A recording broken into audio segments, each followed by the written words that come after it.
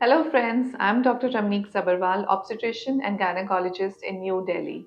आज हम बात करेंगे high risk factors in pregnancy.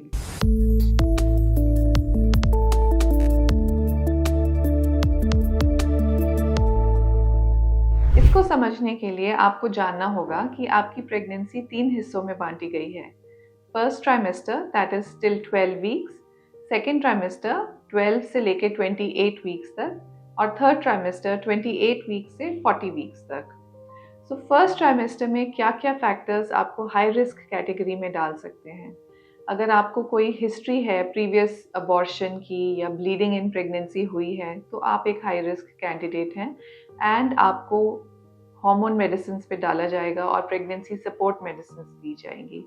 अगर आपकी एज 35 to 37 से ज़्यादा है तो आप एक हाई रिस्क पेशेंट हैं for genetic diseases in the baby. So इस चीज़ के लिए आपको जेनेटिक स्क्रीनिंग ऑफर की जाएगी। थर्डली, अगर आपका पहले से ही ब्लड प्रेशर या शुगर कोई प्री एग्जिस्टिंग मेडिकल कंडीशन है तब भी आप एक हाई रिस्क कैंडिडेट हैं। Multiple pregnancy that is twin और ट्रिपलेट प्रेगनेंसी अगर आपको है, जो हम एक अल्ट्रासाउंड से डायग्नोज कर सकते हैं इन द फर्स्ट ट्राइमेस्टर, तब भी आप एक हाई रिस्क कैंडिडेट हैं।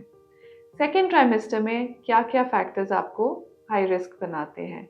12 to 28 वीक्स का समय सेकेंड ट्राइमेस्टर कहलाता है।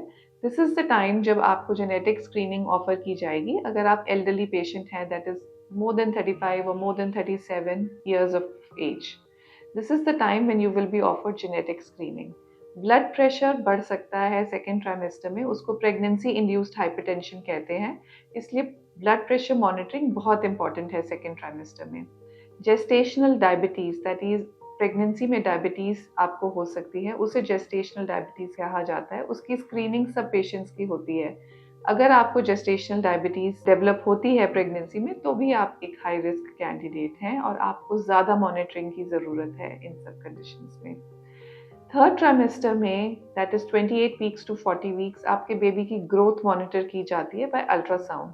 अगर किसी के बेबी की ग्रोथ कम हो रही है, एडिक्वेट नहीं है, या फिर उसका लाइकर दैट इज़ जो पानी होता है बच्चे के आसपास वो कम हो रहा है, ब्लड प्रेशर बढ़ रहा है, शुगर कंट्रोल नहीं हो रही है, तब भी आप एक हाई रिस्क कैंडिडेट हैं।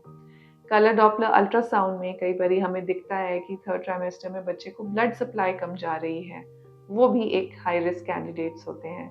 इस टाइम पे आपको अपने बच्चे की मूवमेंट्स अच्छी तरह मॉनिटर करनी चाहिए और आपको कभी भी फील हो कि आपके बेबी की मूवमेंट्स कम हो रही हैं तो आपको चेकअप के लिए जाना चाहिए। अगर आपको ये वीडियो अच्छी लगी तो आप ज़रूर इसे लाइक एंड सब्सक्राइब करें और लोगों के साथ भी शेयर करें ताकि ज़्यादा से ज़्यादा लोग इसका फ़ायदा उठा सकें। Thank you.